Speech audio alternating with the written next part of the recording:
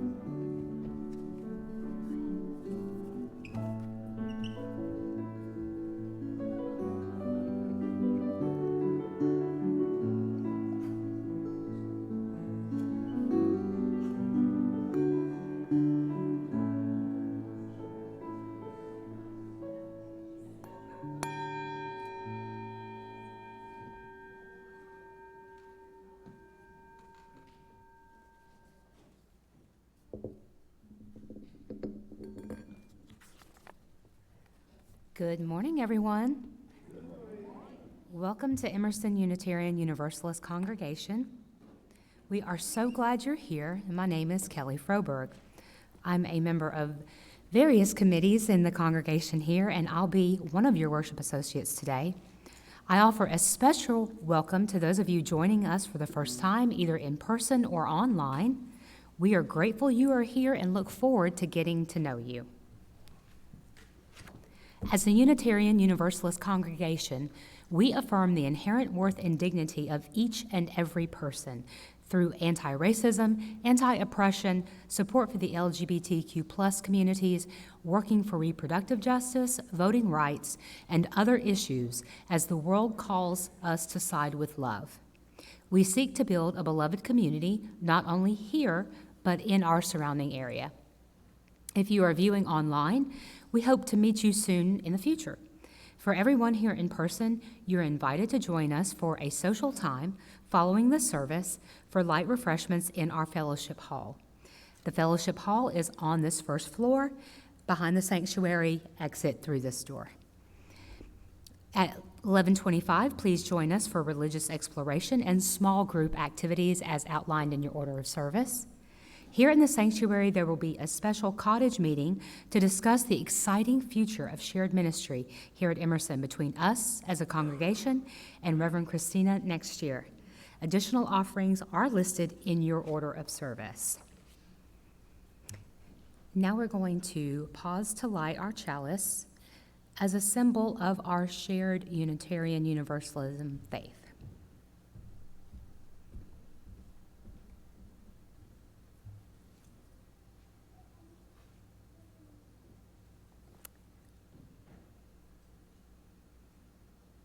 Thank you.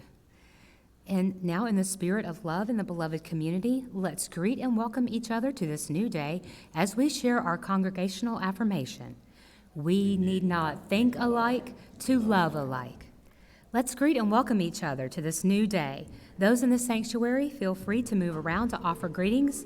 And for those online, please use the chat to introduce yourself.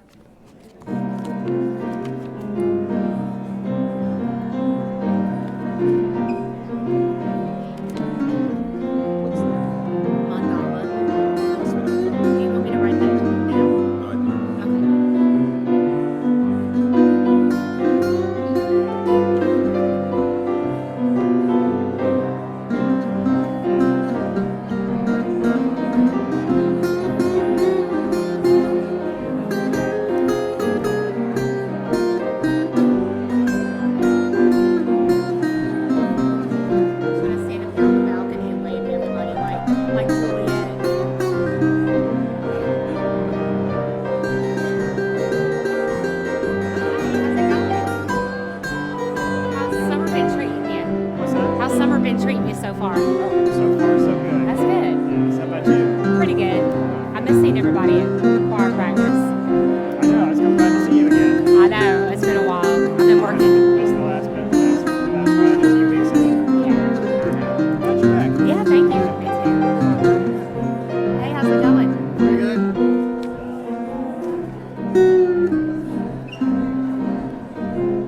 You ready? 20 more seconds.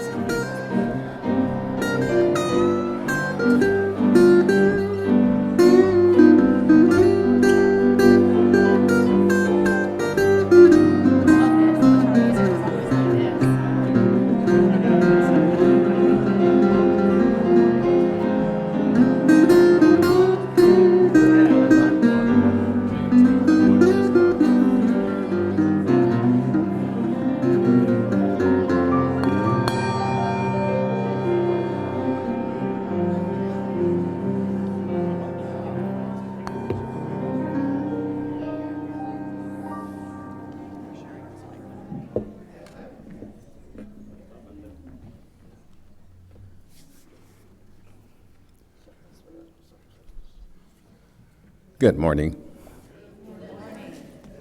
I'm Ed. Hi, Ed. Oh, come on. Hi, Ed.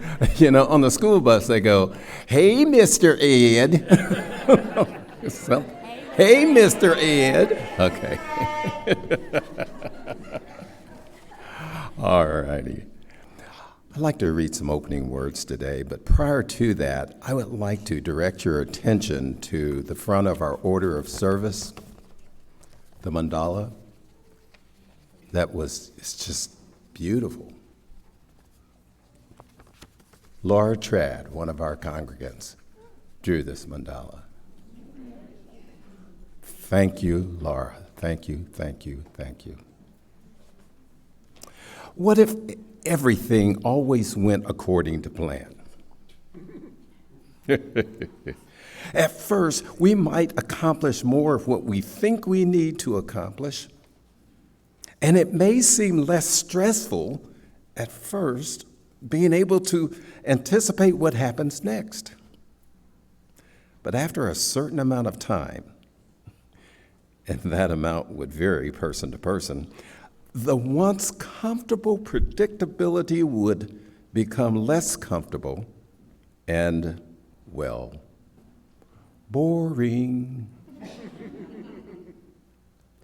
If we always know what happens next, we lose the joy of surprise, serendipitous experiences, and the excitement that comes from anticipating the unknown.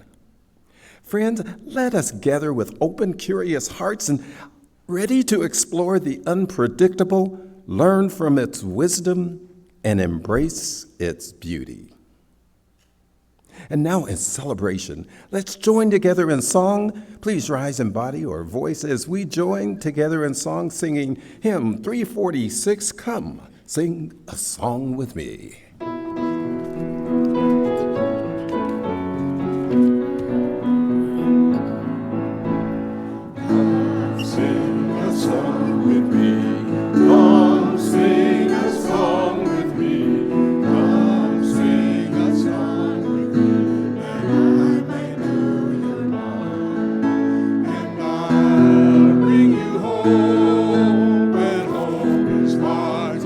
And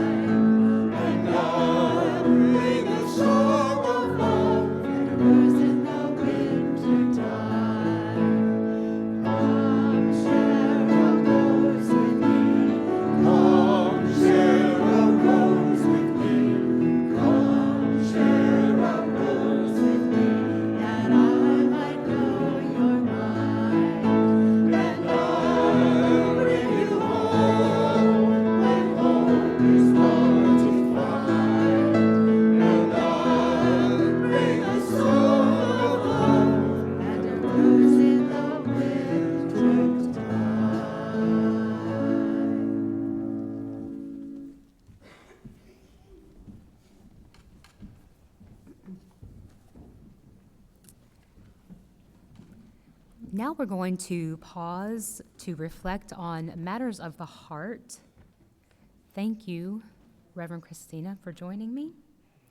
For this morning's ritual, we have water and we have river stones. The stones are smooth and the stones have weight. They're indicative of both life's pleasures in times of ease, as well as life's burdens in times of heaviness. The water receives these stones with ease and calmness. Each week, you are invited to write a joy, sorrow, or concern in the book on the podium, the clear podium in the back, and we will read those and ask the community to keep you in mind. You can also email questions, sorrows, concerns to pastoralcare@emersonuu.org. We don't actually have any entries this morning, so we're going to move on to the stones. We do?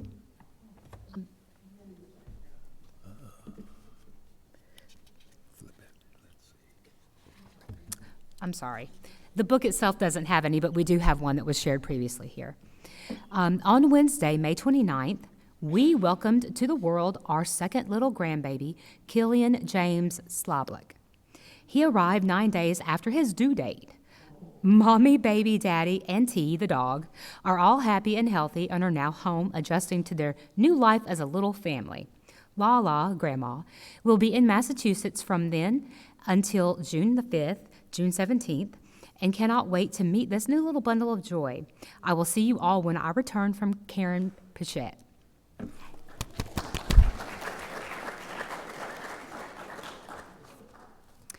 So with the stones in the water, we are going to begin by placing 3 stones in honor of the Cherokee and Muskogee nations of indigenous peoples who lived here before us. A second one for those wrongly enslaved here who labored on this land. And the last for all of those hurting in current conflicts across our globe. In thankful awareness, let's say the Buddhist prayer of loving kindness. Please read the words with me that are printed in the order of service. May we all be filled with loving kindness. May we all be free from harm and suffering. May we all be well in body, heart, and mind. May we all be at peace. Blessed be.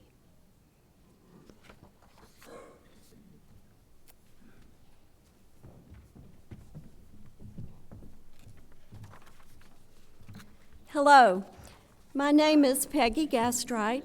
Hi, Peggy.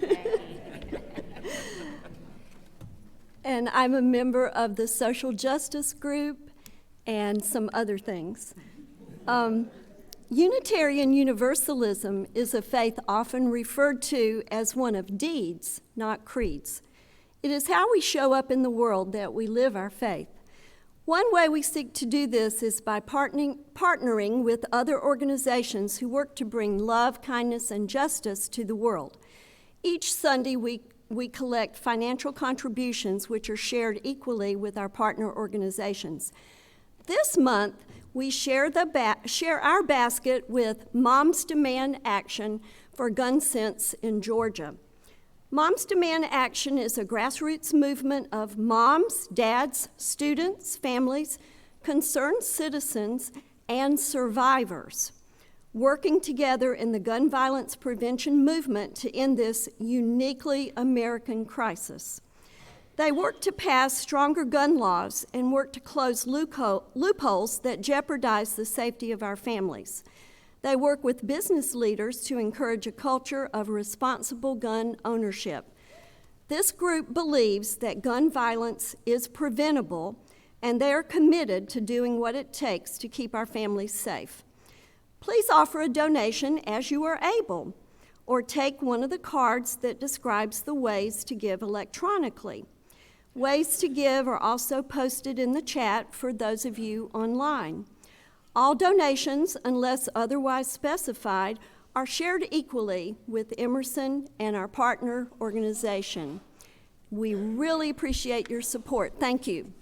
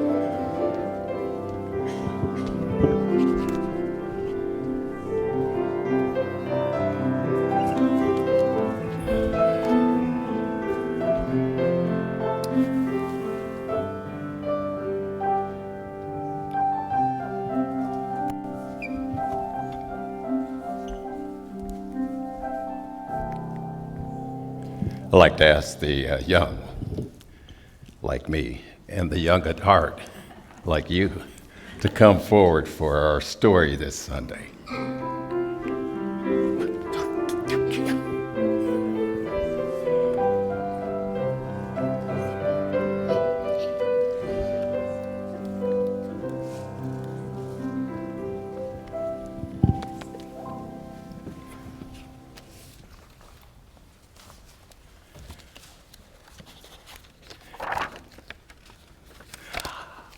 This story is going to be totally different.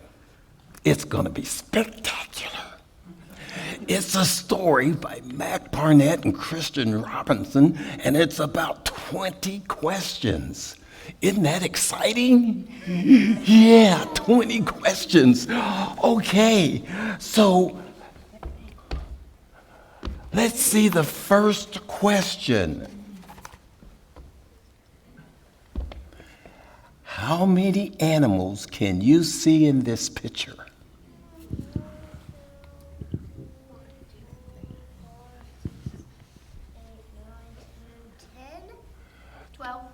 10, 12? Yeah. 11? Does anyone see the elephant in the room? Did anyone get the elephant in the room? Yes? And the bear? That was pretty good, wasn't it? Okay. So let's go to the second question.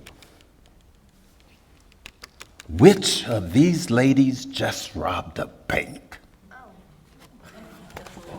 Interesting. Which one? The police. The police is in disguise. Okay.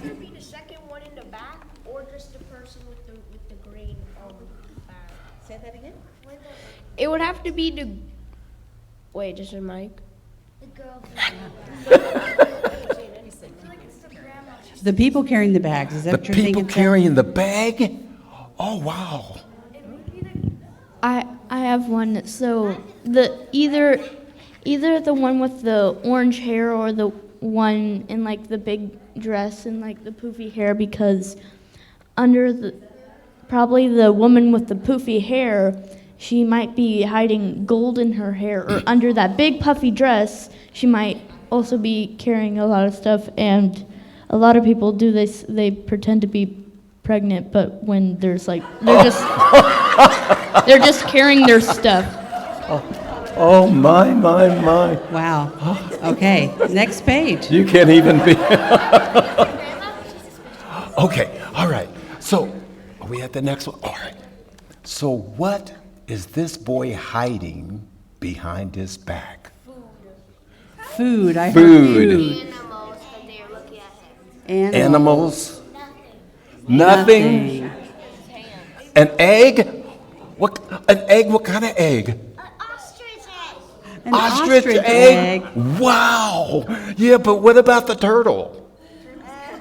Turtle food. Turtle food? Why is he? What? Why is he what?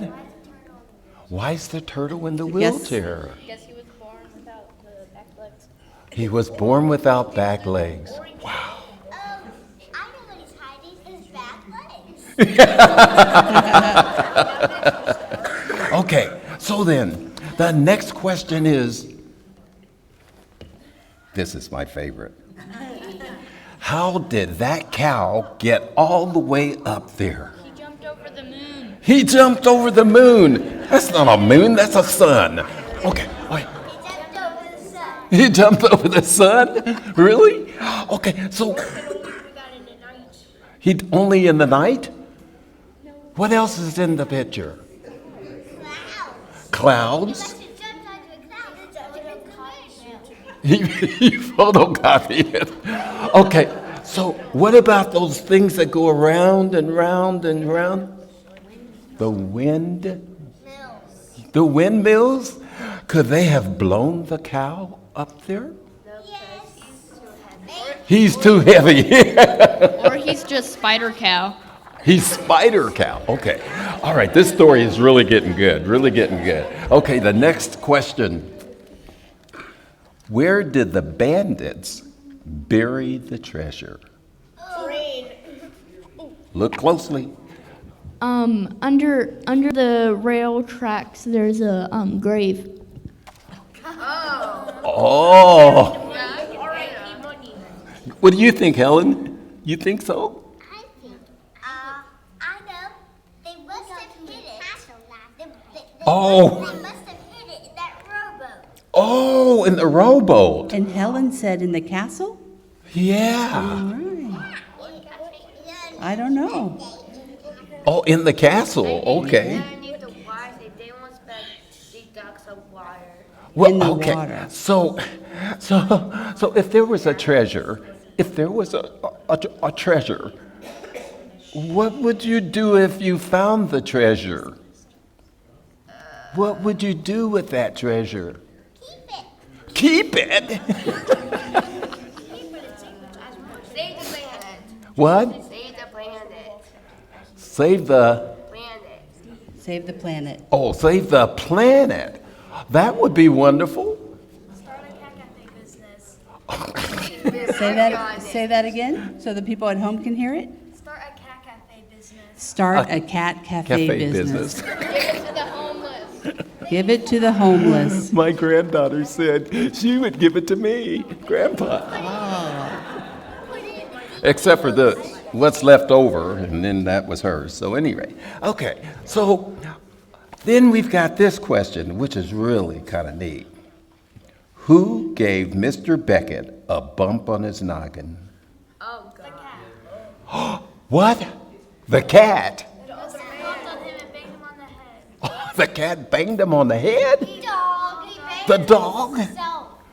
He did it himself? The other man, because he was snoring too much. The other man because he was snoring too much. Okay, all right.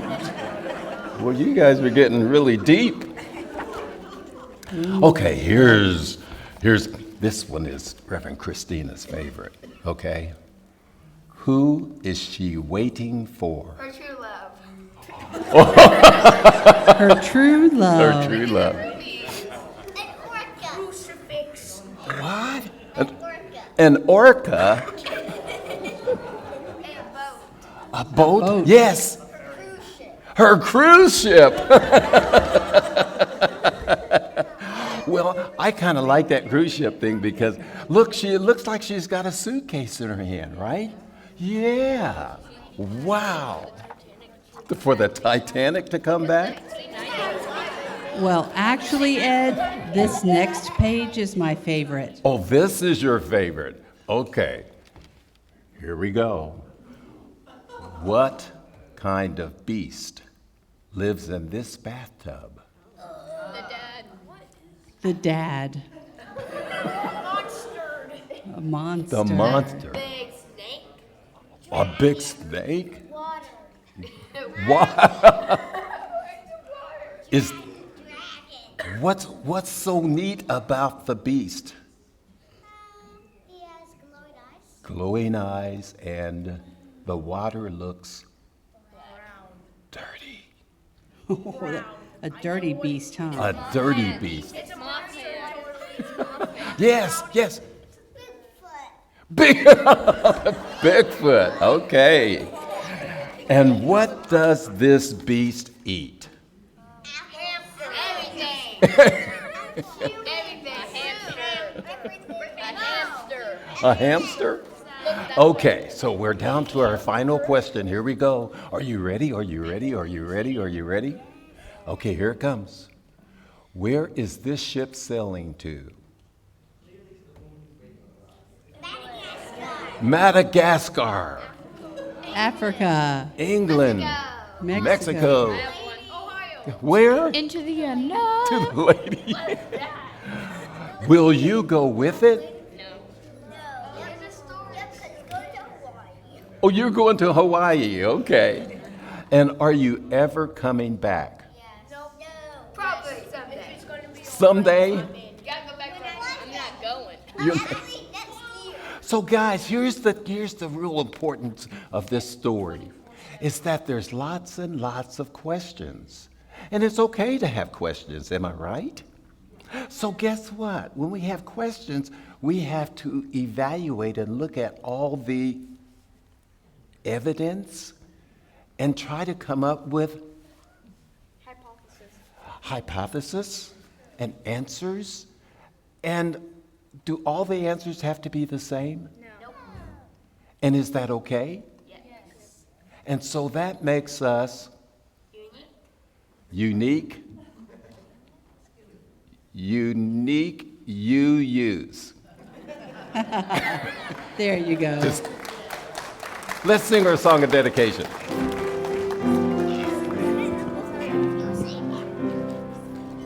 Love is the doctrine of this church. The quest for truth is its sacrament.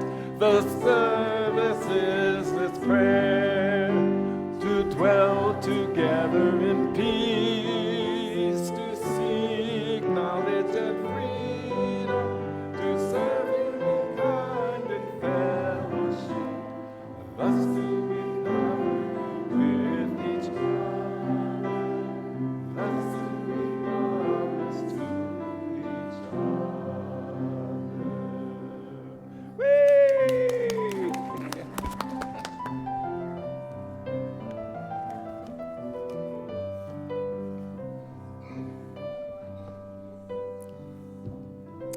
Thank you, Ed.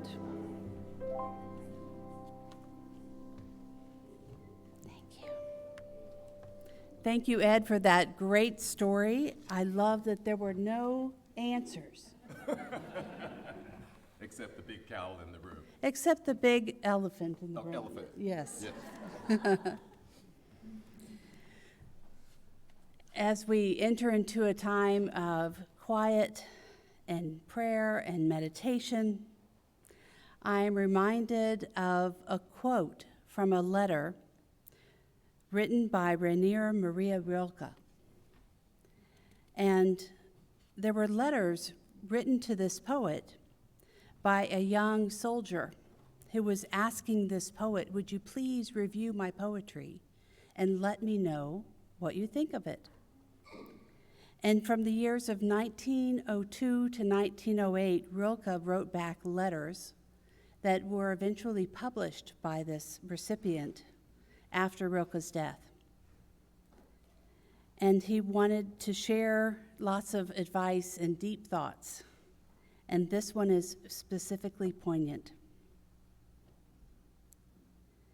Rilke wrote, "Have patience with everything unresolved in your heart, and try to love the questions themselves, as if they were locked rooms or books written in a very foreign language. Don't search for the answers which cannot be given to you now, because you will not be able to live them. And the point is to live everything. Live the questions now. Perhaps then, someday, far into the future, you will gradually, without even noticing, live your way into the answer." May we live such a life. May it be so.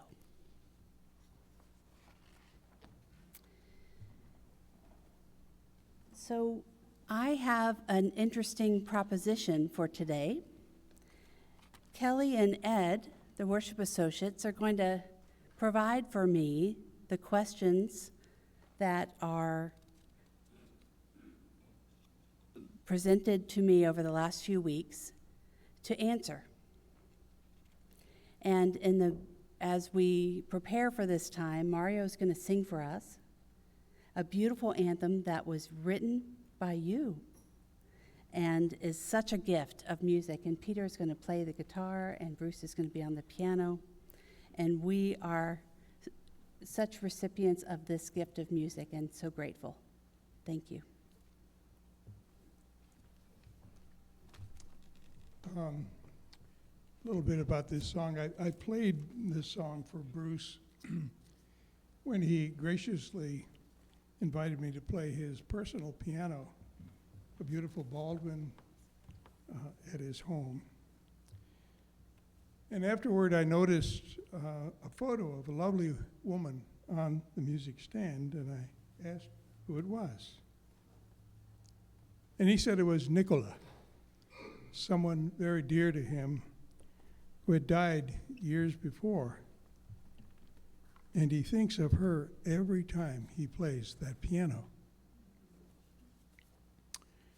Well, a couple of weeks ago, my friend Dick, someone I've known for over 60 years and had been working with recently to record some of his personal stories, he passed away. Of course, this produced a deep, aching void in me. And I texted his wife and asked after her and asked if there were friends around. They're in LA. And she replied this: terrible. Tons of friends, but no Dick. His absence is almost unbearable. And I sent her a recording of this song, and I think she liked it. She thanked me. There's a saying, may his memory be a blessing. This song is called There You Are, and I hope it blesses you.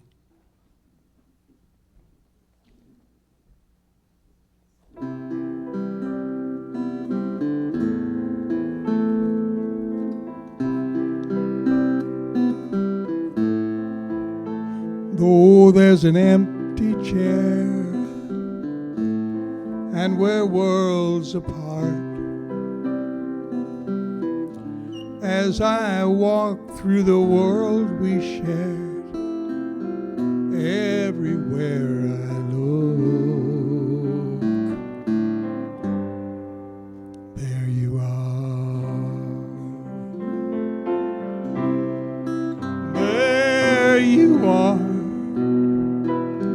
closer than my own shadow. There you are, nearer than my next breath.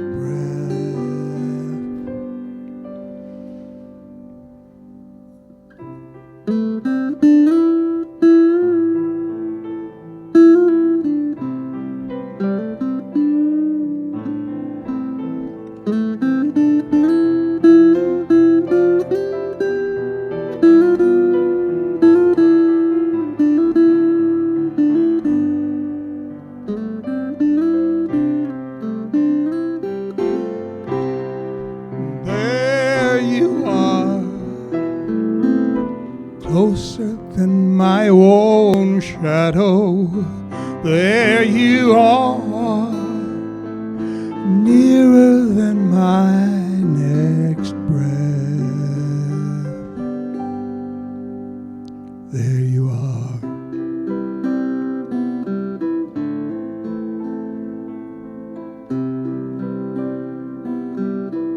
Sometimes in a sunrise glint or a waft of air,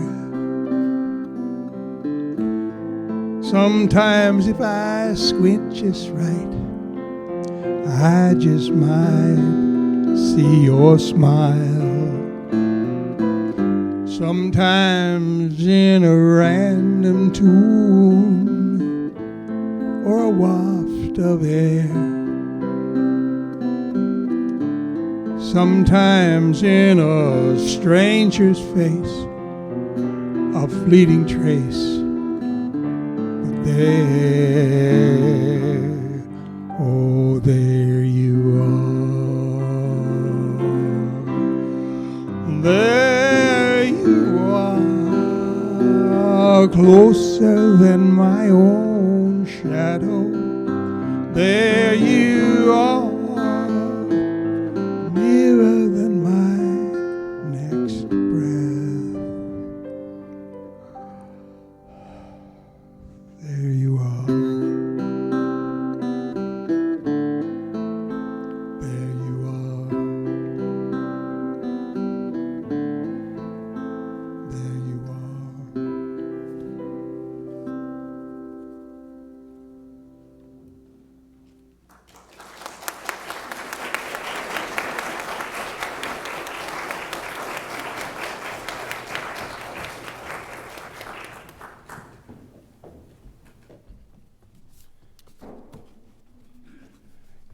Kelly, join me in asking some questions because to question is the answer. So we've received some questions, and we're going to proceed to stump the minister. Kelly. All right, so the first thing that we want to ask you is, what is your North Star principle? Okay. So when I think about the North Star principle, I think about things like the Golden Rule or ideas like I shouldn't spend more money than I have. But what comes to mind is something that I remember hearing when I was probably in my early 20s, and it has really stuck with me, that the most religious response you can have to anything in your life is that when something is right in front of you and you don't know what to do, the answer is to do the most loving thing. And sometimes it's not clear if that's the most loving thing for yourself or the most loving thing for the person in front of you, because sometimes that's complicated. But when I get down to all the basics, if I can answer with love, then I know I'm doing the right thing, and that has guided me. Thank you. All right. So what about this democratic process stuff? Okay, I've got notes. All right. So the good thing is I've got my crib notes here, because I had to really think about these things. These questions were serious, they are big and deep, and they involve our deepest aspirations for how we are together. And when I think about democracy, this is the specific question that I'm trying to answer that was given. It's a little bit interesting, so I want to read it out to you. What is the current Emerson congregation's understanding of voting, the democratic process, and being opened to guidance by the Holy Spirit? And the context of this, in parentheses, was, many years ago, I attended a leadership class given by the Reverend Barry Whittemore, in which he explained the UU practice of everyone accepting the majority vote in an election, regardless of their individual opinions, and working together to achieve that goal. In fact, he stated that this practice is based on faith. Faith that opens the congregation to guidance by the Holy Spirit. Now, this person writing this question said this is vastly different than today's politics of winners and losers. So I remember thinking about democracy, and I had this huge aha moment in college when I was learning about the acknowledgement that democracy itself is really only 400 to 500 years old, and that we are living in a time of creative democracy. And in some ways, all around the world, democracy is failing, and in other ways, it's thriving. And even here in the United States, it's being challenged in many ways, which frightens me. But when I think about democracy itself and the idea of winners and losers, I think about what we are trying to do here within our congregation. That the extremes between consensus, where every single person has a full voice and complete part of the process, and the other end of the extreme being an autocratic decision maker, making decisions for everyone else. That we are trying somewhere along the middle to be efficient and to have as many people be as part of the process. And so when I think of whatever Whittemore was thinking of as the Holy Spirit, which, being an atheist myself, I can't ascribe to something external from me.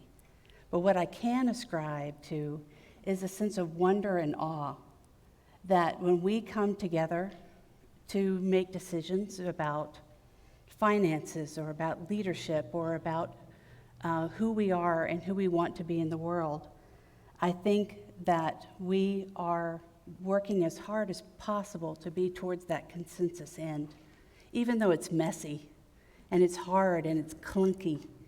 And so in that sense, I feel like that if we are unhappy with the process of how we do things, that it's our bylaws that give us the structure to change those things. And that if we can just keep aiming towards that end of consensus as much as possible, to include as many people, then maybe that's the most holy thing we can do. And that's my answer. All right. Kelly, you do this. Okay. Kelly, Okay. come on, Kelly, you do this Can I one. have the glass of I'll- water? I'm sorry? Can I have that glass of water? Thank you. Starting to make you sweat. Yeah, I know. I feel like I'm defending my dissertation. Well, while you're sipping that, I'll let you know what the next one Uh-oh, is. okay. Okay. So we would like to know as a congregation, which causes are you passionate about, and what actions have you taken to express your passion for them? Well, the causes that came to mind bring up a story. I don't know where my notes are. Somewhere in here. So the stories for me, I remember being a kid and thinking in the 70s that I had been born at the wrong time. I was learning about the civil rights movements and walking across the Selma Bridge and fighting for civil rights. And I thought, I missed my time. The music, the marching, the collective nature of things. And now we're living in a time without much going on.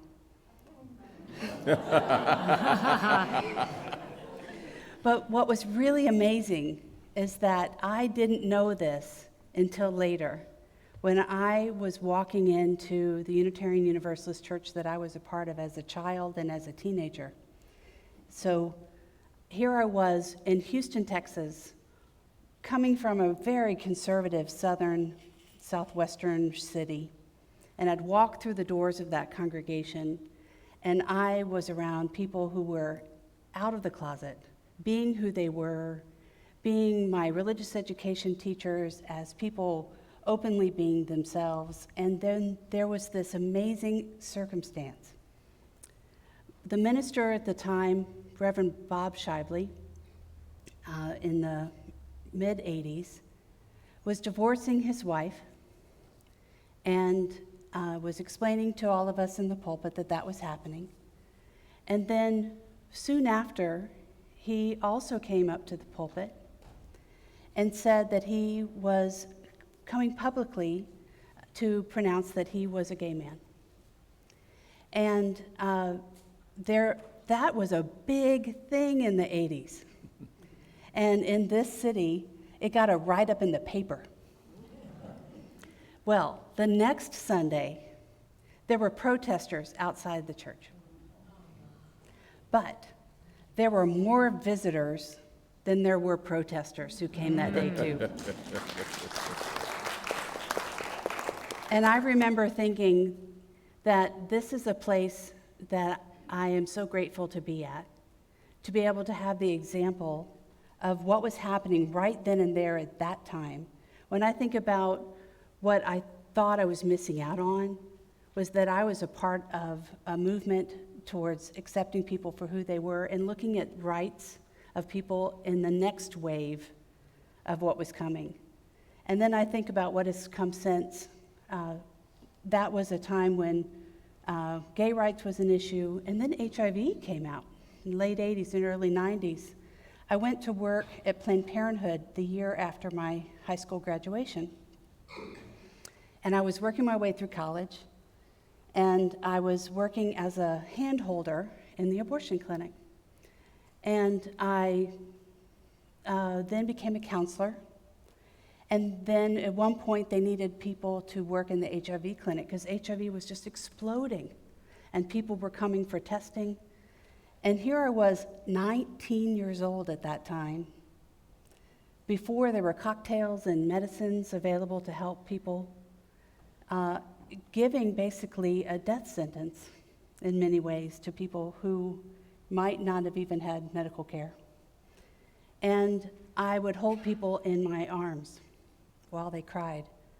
And I also found as a counselor in the clinic, in the abortion clinic, and then in the colposcopy clinic, that I was present at some of the most intimate moments of pain and questioning about life itself.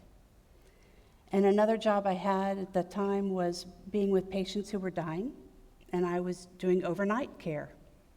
Because, I had to pay the bills, so I was working during the day and on the weekends, waiting tables, and at night, being with these patients. And I kept thinking, I'm not ready for ministry. I want to go to ministry, but I'm not ready. And my husband-to-be said to me over the telephone as I was crying, saying, I don't know what to do. I'm not ready for seminary. I'm not ready for ministry. He said, you've been doing it all along. So those causes supported who I am now, and I'm so grateful for being aware that I was a part of something really important then. And when I think about all that is happening now, including working for democracy, working now, the later waves of gay rights is now trans rights and non-binary rights, and all ways of defining people in ways that are chosen by the person. And I think about what's coming for the most current era, and it's climate change. And we are always in a movement of a cause, and I'm so proud to be able to do that with you. And that's my story. Thanks. I think I'm gonna hand this one off to you. It's so lighthearted and Lighthearted, let's go for it. Yeah, lighthearted, yeah. So, and you kind of brought it up, so I can dig into it. Okay, what about this death thing? What about this near-death thing? What about this, Not only were there questions sent to me that had to do with death, there were 2 questions that had to do with near-death experience. So I was given information and even a Wikipedia link and a movie suggestion in that Wikipedia link to study this. There was a person named Pam Reynolds who, during a surgery in which they were going through treatment for a brain aneurysm, had what that person described as a near-death experience. And the question from the person sending in about this said, regardless of whether a conscious experience of a near-death experience could be verified or not, where was the conscious function taking place while the brain was not working? And then the second question compounded that and said, even though I know intellectually that in the experience that Pam had, that she explained that her consciousness survived a time in which she was not physically present, I can't get over my own fear of death. So when I think about a Unitarian Universalist response from myself as a person who I consider myself a scientist. I got a biology degree and a philosophy degree. And because I thought I was going to be able to have time and money to go to medical school and then seminary. But that didn't happen. As a scientist, I can tell you that I don't know where the consciousness was, but what I can say is that my own experience of going through seminary and being a chaplain in a hospital during my training, the moment of death is not clear. It's not a specific moment. Although there has to be a time put on the death certificate, that represents when the heart stops beating and there is no pulse. But those moments up to that point and even after are very gray. And so as I was with families who were experiencing the death of their loved one, what I would say is that this period of time is some of the most holy and sacred time that there is. We are alive by definition from the first breath all the way to the last.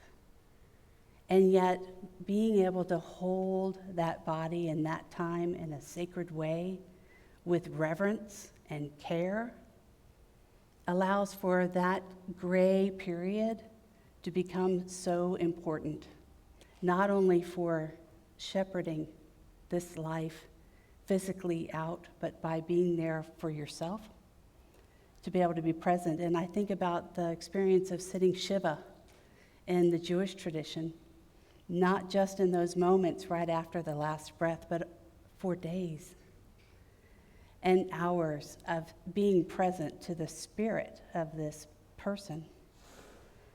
And I also am aware that consciousness itself, which I think the question was about, was, you know how sometimes people in accidents will lose a limb and they'll have a phantom limb experience? Our consciousness and our ideas of who we are and our bodies and life and death and what's real and what's not real, people's experiences are so different. But what was really salient to me about this question was about the fear. So when I think about the fear of death itself, I think that our culture, especially American culture, doesn't give us very many examples of how to have a good death and how to be present to each other. And I know when my mother died, I asked to wash her body. And I did so with tears and with solemnity and an awareness that I was shepherding this body that was just a shell of her, that was no longer holding the breath of life anymore. So I hope that the fear that you might have about consciousness and what happens, and that gray period of losing our connection to our bodies, is that we can be ready for death, and that we can count on being present to each other in those moments with importance and with reverence. And I thank you for the opportunity to answer that really important question. Thank you. Thank you. In the interest of time, we're going to combine two questions, trick you up. And what we're going to do is we're going to ask this question because I think it goes together. So, Kelly, you want to do the first part and I'll do the second? Okay. Okay. So, what is UU's answer to the mythology and the story of the life of Jesus? How do we relate to that? And why do you emphasize religious language? Oh, okay. Okay. So growing up UU, I have not ever identified as a Christian myself, but I did choose to go to Catholic high school where I talked about Jesus every day. And then I chose to go to a Methodist seminary along with studies at our Unitarian Universalist Seminary in Chicago. So I have a really intimate relationship with Jesus, I have to say. And I read the Hebrew Bible and the Christian Bible word for word because I had to in seminary. And when I think about the Gospels and the description of Jesus as a man, I think about the person who fed the hungry, who clothed the poor, who was a revolutionary, who looked at systems of oppression and turned the tables over. And I'm one with that guy. I have a real problem with the institution of Christianity and the thousands of years of oppression that have come from those beliefs. And when I think about all the stories that have come since the life of Jesus as a man, I think about the yearning for us to have teachers that were to lead us and to guide us, And then I also am aware of the corruption of power and money and the ideas of the church itself as an institution. And so I have a good relationship with Jesus, but not so much with the latter. When I think about all of the words that are used to describe those positive aspects, even as an atheist myself, I think of the language of God and the language of Jesus and all the other religious traditions of the world too as poetry. I think about religious language as poetry to describe those things that are so deep in our life that we need to make sense of. And what I want to express is the question that came about religious language. I want you to hear the question so that you can understand my answer. It said, "Why do you emphasize so much of the terminology from traditional Christianity like blessing and amen? Many of us have found sanctuary here after being traumatized by the traditional Christian church. Could your sermons be more inclusive of those who don't believe in a higher power?" I want to say, first of all, I am so sad to hear of the trauma that you have experienced. This is very real, and it's tragic, and I am here to help you process that. If you want to talk further at any time, just let me know. But I also want to tell you that as I identify as an atheist, I also have other descriptions that I define myself by, and it's a religious, naturalist, humanist. But that doesn't make a very good elevator speech, does it? All of those terms for me give me the opportunity for me to relate to religious ideas and the importance it gives me in my life on a day-to-day basis. That gives me a chance to feel awe and wonder in this amazing grand universe that we live in. And when I use words like amen, which means we believe, I think of all of us in this room.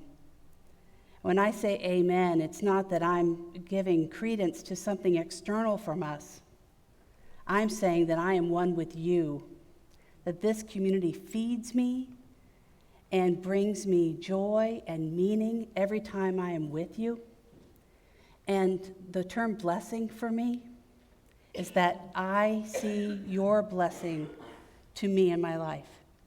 And that we, in our complicated, messy humanness, and all the ways that many congregations and religions don't see honor to honor, that we do that here.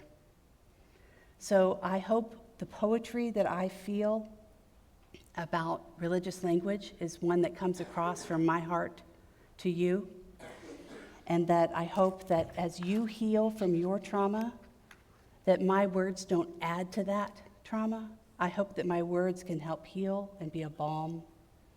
And I appreciate you letting me know where you're coming from, and I hope we can meet somewhere in the middle, and I can learn from you and you can learn from me.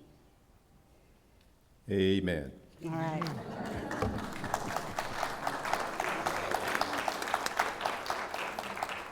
As a final question, Okay. how would you sum up your message of being a UU minister?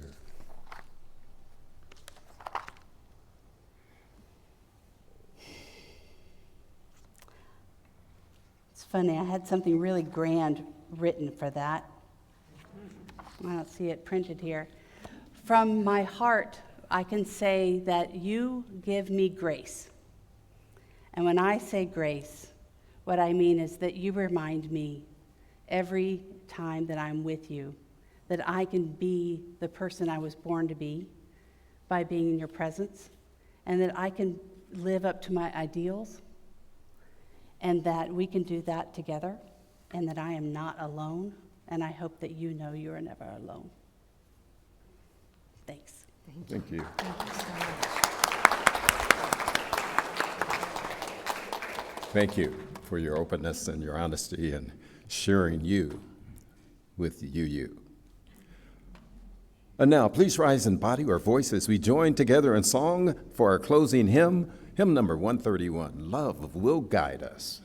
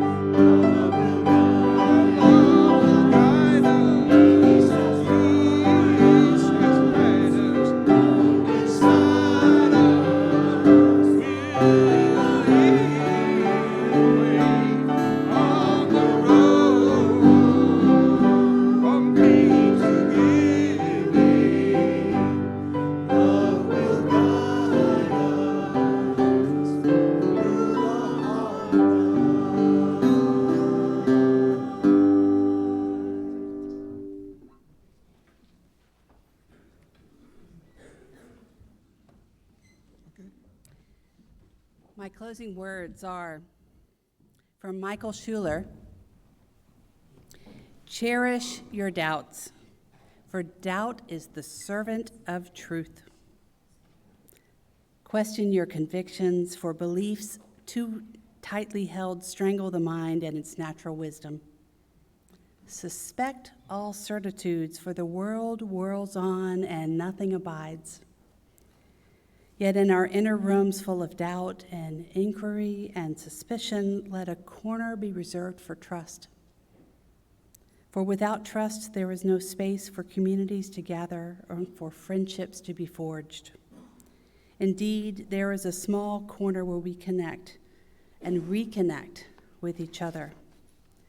And may this be the place for that. Garnet, would you put out the chalice for us?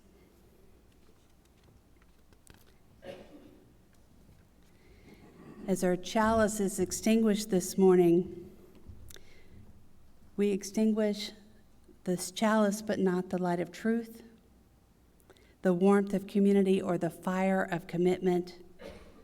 These we carry in our hearts and out into the world until we are together again.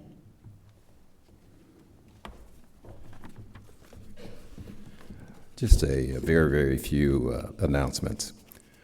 After service, we won't have our service or worship reflections today. We will be having a cottage meeting right here in the sanctuary. It's an opportunity for the most important part, I feel, of being a UU is using your voice and to let your voice be heard. And so we will have a cottage meeting where we get an opportunity to really talk about who we are, where we're going, how we're going to get there. And so that's going to be a neat session. And that's right after refreshments at 11:30 or 11:25.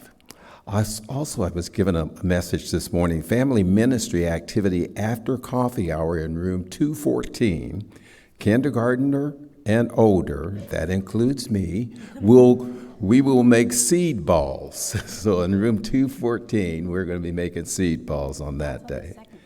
And that's on the second floor, 214, okay? So thank you again, Reverend Christina. And thank you for joining us today. And we welcome all the new faces and visitors. And Go now in peace, and take peace wherever you go. I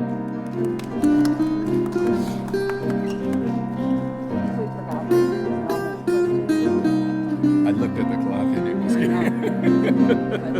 Let's mention it to her when she's here. right. Okay. Thank you. Already. Yes, you're welcome. Sorry, I messed up a sorry.